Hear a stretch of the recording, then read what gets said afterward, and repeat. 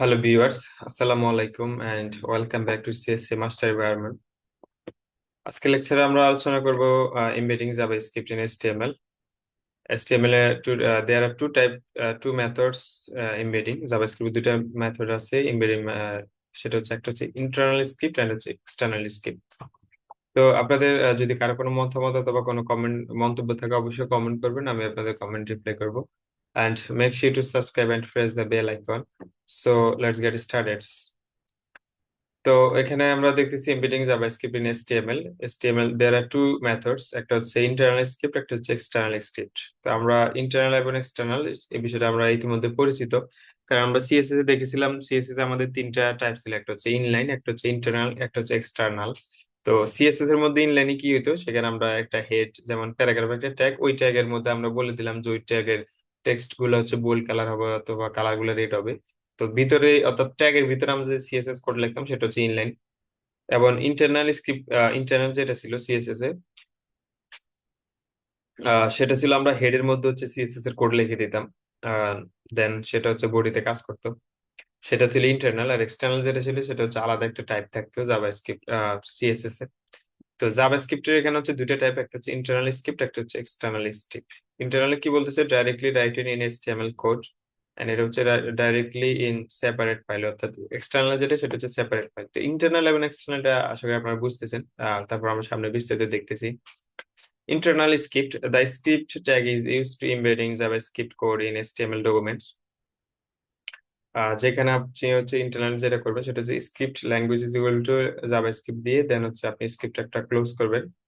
আর এটা হচ্ছে স্ক্রিপ্টের লেখার বেসিক যে নিয়মটা সেটা, এবং বলতেছে JavaScript can be placed anywhere between HTML and tag. অর্থাৎ জাভাস্ক্রিপ্টের কোড আপনি HTML ট্যাগ, অর্থাৎ আমরা জানি যে HTML ট্যাগ প্রথমে ওপেন করতে দেন ক্লোজ করতে হয়। এর ভিতরে আমরা দুইটা ট্যাগ দেখছি, আর একটা হচ্ছে হেড এবং একটা হচ্ছে বডি। তো আপনি হচ্ছে জাভাস্ক্রিপ্টের কোড আপনি শুধু HTML ট্যাগের ভিতরে লিখতে পারবেন। HTML ট্যাগের ভিতরে শুধু লিখতে পারেন বিষয়টা বলতে বোঝাচ্ছে, অর্থাৎ আপনি এটার ভিতরে যে যে কোথাও আপনি লিখতে পারেন। সেটা হতে পারে হেডের ভিতরে আপনি স্ক্রিপ্ট দিয়ে লিখতে পারেন, এবং আপনি হচ্ছে বডির ভিতরে লিখতে পারেন। তো সেক্ষেত্রে অবশ্যই আপনাকে হচ্ছে যখন আপনি ইন্টারনাল ইউজ করবেন তখন আপনাকে এই স্ট্রাকচারটা ইউজ করতে হবে। সেটা হচ্ছে একটা ট্যাগ ওপেন করবেন, স্ক্রিপ্ট লিখবেন, then language is equal to JavaScript লিখবেন, অর্থাৎ এটা লিখবেন, দেন সেটা একটা অবশ্যই ক্লোজ করবেন। অর্থাৎ এটা আপনার রাখা লাগবে, আপনি হেডের ভিতরে লেখেন অথবা বডির ভিতরে লেখেন, যেখানেই লেখেন আপনাকে জাভাস্ক্রিপ্টে কোড লিখতে হলে স্ক্রিপ্ট একটা ওপেন করতে হবে এবং স্ক্রিপ্ট একটা ক্লোজ করতে হবে যদি আপনি ইন্টারনালি ইউজ করেন।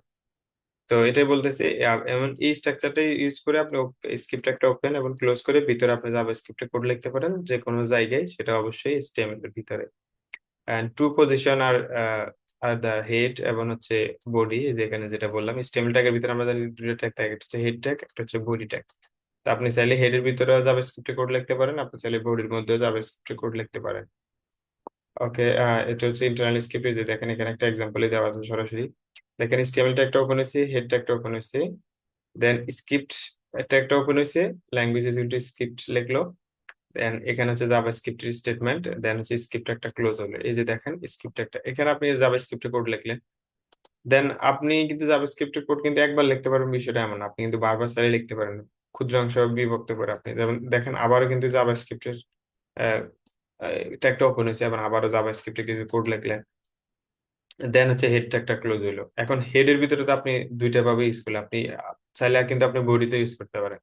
অর্থাৎ জাভাস্ক্রিপ্টের কোডটা এরকম না যে আপনার পুরাটা হচ্ছে একসাথে কোড লিখতে হবে, একটা মেথড ওপেন করতে হবে, মেইন মেথডের ভিতরে আপনার সব লিখতে হবে, বিষয়টা এরকম না। জাভাস্ক্রিপ্টের কোড আপনি ছোট স্ক্রিপ্ট, জাভা স্ক্রিপ্ট বলতে তো বুঝতেছি না, জাভা স্ক্রিপ্ট মানে কি, স্ক্রিপ্ট বলতে আমরা কি বুঝি, আমরা স্ক্রিপ্ট বলতে শর্ট কিছু বুঝি না। তো জাভাস্ক্রিপ্ট হচ্ছে এরকমই, আপনি শর্ট করে আপনার কোডটা আপনি এখানে একটা হেডের জন্য একটা জাভাস্ক্রিপ্ট কোড লিখলেন, একটু নিচে গিয়ে আপনি প্যারাগ্রাফের জন্য লিখলেন, এইভাবে হচ্ছে জাভাস্ক্রিপ্ট কোড লেখা যায়। তো এটা আপনি চাইলে মাল্টিপল ভাবে হেডের মধ্যে লিখতে পারেন, বডির মধ্যে লিখতে পারেন। এই যে দেখেন এখানে স্ক্রিপ্ট একবার লিখলে স্ক্রিপ্ট একটা ওপেন হচ্ছে এবং ক্লোজ হচ্ছে। তার মানে আমরা কি বুঝলাম, ইন্টারনাল স্ক্রিপ্ট যদি আপনি ইউজ করতে চান অবশ্যই আপনাকে স্ক্রিপ্ট একটা ওপেন করতে হবে, স্ক্রিপ্ট একটা ক্লোজ করতে হবে, এবং এই ওপেনিং এবং ক্লোজিং এর মাঝে হচ্ছে আপনি জাভাস্ক্রিপ্টে কোড লিখবেন। সেটা হচ্ছে ইন্টারনালের নিয়ম। এবং আপনি কোথায় কোথায় লিখতে পারবেন, আপনি HTML এর ভিতরে যে কোনো জায়গায় লিখতে পারবেন, আপনি চাইলে হেডের মধ্যে লিখতে পারেন, আপনি চাইলে বডির মধ্যে লিখতে পারেন, আপনি চাইলে দুই জায়গায় লিখতে পারেন, এবং আপনি চাইলে মাল্টিপল ভাবে লিখতে পারেন। বিষয়টা এমন না যে হেডের ভিতরে আপনি একবারই স্ক্রিপ্ট একটা ওপেন করতে পারবেন, বা বডির মধ্যে আপনি একবারই স্ক্রিপ্ট একটা ওপেন করতে পারবেন, আপনি চাইলে মাল্টিপল ভাবে ওপেন করতে পারেন। তো আশা করি ইন্টারনাল স্ক্রিপ্ট আপনাদের ক্লিয়ার হয়ে গেছে। এখন হচ্ছে এক্সটার্নাল স্ক্রিপ্ট। এক্সটার্নাল স্ক্রিপ্ট কিছুই না, জাস্ট আপনি আলাদা একটা ফাইল ওপেন করলেন, সেখানে আপনি জাভাস্ক্রিপ্টে কোড লিখলেন। কোড লেখার পরে দেন হচ্ছে আপনি জাস্ট এই লিঙ্কটা হচ্ছে আপনি অ্যাড করে দিলেন।